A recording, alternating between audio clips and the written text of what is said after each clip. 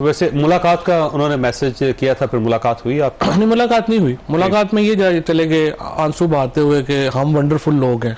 ठीक है, तो ये हो गई तो फिर प्रॉब्लम। ठीक, किसके जरिए उन्होंने कहा कि मुझे आप इंतजार पंजोथा ने कहा। पंजोथा साहब ने कहा कि खान साहब आपसे मिलना चाहते हैं। ठीक है, और उसके बाद फिर किसने मैसेज दिया कि अब आप थोड़े से ठंड रखें? वो भी इंतजार पंजोथा साहब के जरिए मैसेज दिया कि अभी ज्यादा बोले ना। आज वो नहीं बोलने का और से ये मुझे कहा कि अभी उन्होंने मुलाकात जो है वो फिर बाद में हो जाएगी। मुझे पता ही है ये सारे। और जब जेल में मुलाकातें होती थी तो कैसी मुलाकातें थी? ठीक थी, बहुत अच्छी थी, बहुत अच्छी मुलाकात। वार्म थे वो आपके साथ? हाँ, वार्म थे, बिल्कुल वार्म। ठीक, और वो सबको तो पता ही है ना क्या हुआ लोगों के साथ, कैसे हुआ, क्या हुआ, वो तो उनको तो पता ही है। अच्छा, आज उन्होंने दो कैटेगरीज बनाई। उन्होंने कहा जी उनमें से कुछ लोग ऐसे हैं जिनके ऊपर तशद्दुद हुआ और कुछ लोग ऐसे जिनको फाइलें दिखाएंगी और उस वजह से वो पार्टी छोड़ गए। तो आप फाइलों वाले हैं या तशद्दुद वाले? मेरे तो सारे केसेस के ऊपर आप खुद ही देख चुके हैं, सारी चीज़ें जो आप देख चुके हैं। हमने फाइलें असल में टू बी फेयर विद, मैं आपको बताऊं, Imran Khan should be proud of himself कि ये पहली हुकूमत होगी शायद उनकी कि जिसमें 75 साल में पहली कैबिनेट है जिसमें कोई भी किसी के ऊपर करप्शन का एलिगेशन नहीं है उस तरह से। और जो बनाए हुए हैं वो भी टोटल जेली है। ये जिस तरह अलकादर टाइप जिस तरह इनको बनाने पड़े केस, कोई भी मुझे मेरा नहीं ख्याल एक भी मिनिस्टर जो है कोई ऐसा है जिसके ऊपर करप्शन का, क्योंकि खान साहब की मॉनिटरिंग बड़ी सख्त थी और वो उसका वो बड़ा ख्याल। देखें, फराग गोगी उस मॉनिटरिंग में नहीं आए, उस्मान बुजदार साहब उस मॉनिटरिंग में नहीं आए। वो कैबिनेट में तो नहीं थे ना, वो तो सूबे में है ना। लेकिन खान साहब के ऊपर क्या इल्जाम आए यार, अभी तक मुझे तो नहीं पता। आप टू बी फेयर विद, हमें भी बड़ी कहानियां सुनाई गई थी फराग गोगी की, बुज़दार की। अब बुज़दार तो खैर वैसे ही ज़ाहिर है इधर है, वो तो वैसे ही मुक्त हो गए। लेकिन जो बाकी हैं फरा वगैरह भी हैं, उनके ऊपर क्या केस आए हैं? केस तो एक भी नहीं बना। कहानियां बहुत सुनाई गई हैं लेकिन केस तो कोई नहीं है। अच्छा, खान साहब ये कह रहे हैं कि जी मैं बाहर आऊंगा तो फैसला करूंगा। आपका ख्याल है कि इमरान खान साहब जब बाहर होंगे तो आप लोग सारे पार्टी के अंदर होंगे? कोई शुबा नहीं है, इमरान खान जब हमारी बात सुनेंगे तो 100% इमरान खान हमारी ही बात सुनेंगे। बट प्रॉब्लम इससे बड़ा है।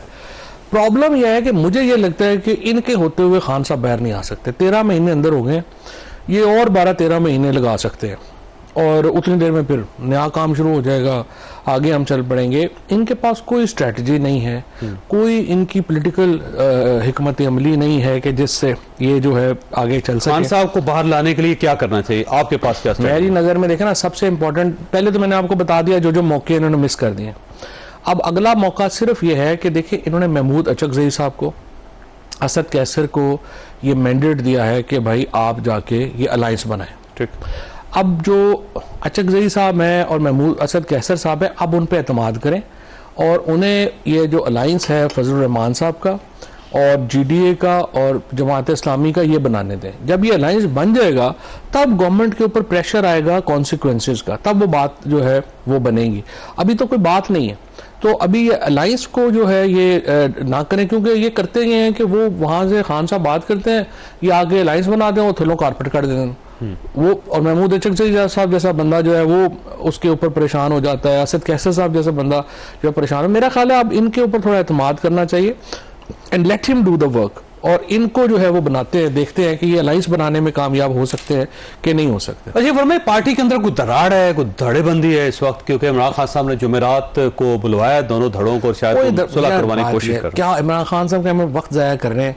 इन दोनों धड़ों की क्या औकात है? मतलब आप मुझे बताइए, इनका ये जो आए हुए हैं ये होंगे नहीं होंगे? खान साहब ने वैसे कह भी दिया आज कि कौन बनाएगा, किसका कोई वोट। देखा ना, धड़ा तो तब बनता है, पहले ये होता था जब इलेक्टेबल होते थे ना, तो इलेक्टेबल आते थे तो वो धड़ा बन जाता था।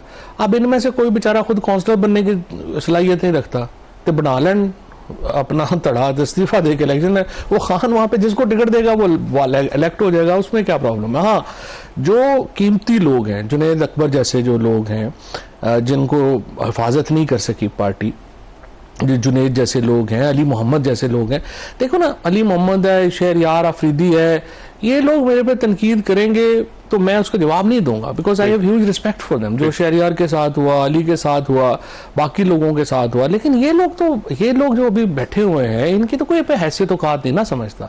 ये कौन होते हैं हमें बताने वाले कि आपने ये करना है या वो करना है? इनकी कोई हैसियत नहीं। रऊफ हसन साहब के साथ कोई पुराना आपका मसला है कोई? नहीं, मेरा कोई पुराना मसला नहीं, मैं तो जानता ही नहीं ख्वास।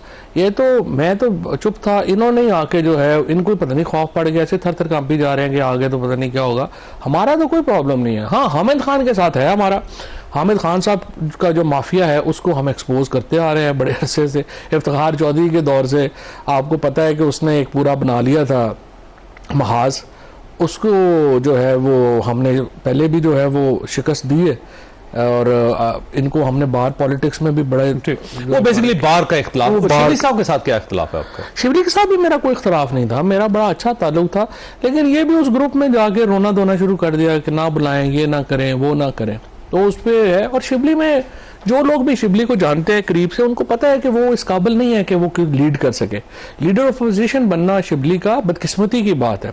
अब आप जावेद चौधरी साहब, बेनजीर भुट्टो ने 17 मेंबर्स के साथ हुकूमत को वक्त डाल दिया था।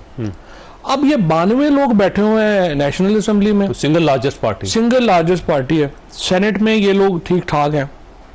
कभी कोई हमने सुना ही नहीं कि कोई इनकी तरफ से कोई चैलेंज आया हो गवर्नमेंट को, कोई बात आई हो।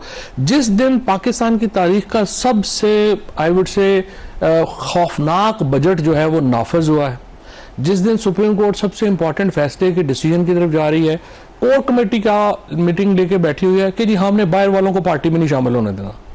आप अंदाजा लगा लें कितने जोकर ये इकट्ठे हुए हैं यहाँ पे। ना इनको पता है, अकल है कि आपने बजट के ऊपर कुछ नहीं किया, आपने सुप्रीम कोर्ट के ऊपर कुछ नहीं किया, आप कह रहे बाहर से बंदा नहीं साढ़े नाल शामिल हो जाए।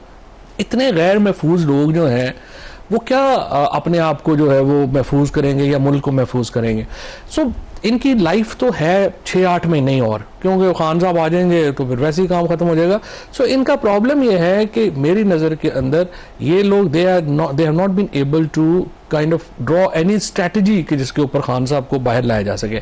इनको रोज़ाना आप इनका देखें, पार्लियामेंट में कोई स्ट्रैटेजी नहीं है, सूबों में कोई स्ट्रैटेजी नहीं है, लीडरशिप की कोई स्ट्रैटेजी नहीं है। अब ये जो है मुझे तनकीद आती है जी, जो पार्टी में तो लगे हुए हैं जी, आप गवर्नमेंट और जो एस्टैब्लिशमेंट है जी वो बड़ी जालिम है और वो करेगी। भाई वो तो जालिम है, हमसे ज्यादा किसको पता है कि वो जालिम है? हमसे ज्यादा किसको पता है कि वो नहीं करेंगे? लेकिन आपने स्ट्रैटेजी इमरान खान को कढ़ने दी तो तुसी बनानी है ना, उन्होंने तो अंदर रखने की स्ट्रैटेजी बनाई हुई है, वो उसमें कामयाबी से अमल कर रहे हैं। नहीं, एस्टैब्लिशमेंट से हमारी कोई लड़ाई नहीं थी, और एस्टैब्लिशमेंट की पार्टियां हैं ना मसलन पाकिस्तान में। जब देखिए पॉलिटिशियंस को ये जब हम कहते हैं ना कि जी आप एस्टैब्लिशमेंट के साथ थे, फलाना था, तो भाई आपने मेन्यू में ऐसी चीज़ें लेनी है ना। अगर एक चीज़ मेन्यू है में ही नहीं है तो आप क्या करेंगे? अब इस वक्त पाकिस्तान के जो सिस्टम है वो 52 से जिस तरह का चल रहा है उसमें एस्टैब्लिशमेंट का रोल है, क्योंकि हम एक वॉर इस रीजन में रही है। पहले 52 में जब अयूब खान गए तो वापस आए तो हमें कोरियन वॉर शुरू हो गई, फिर वियतनाम वॉर शुरू हो गई, फिर ये अफगान वॉर सारी रही, और फिर उसामा बिन लादेन, और फिर तो उसकी वजह से पाकिस्तान एक सिक्योरिटी स्टेट रहा है, और एस्टैब्लिशमेंट का रोल जो है वो रिकग्नाइज्ड है जो वेस्ट और अमेरिका में। तो चूंकि वो हमारे साथ थे और हमें तो अपनी इकॉनमी बनाने की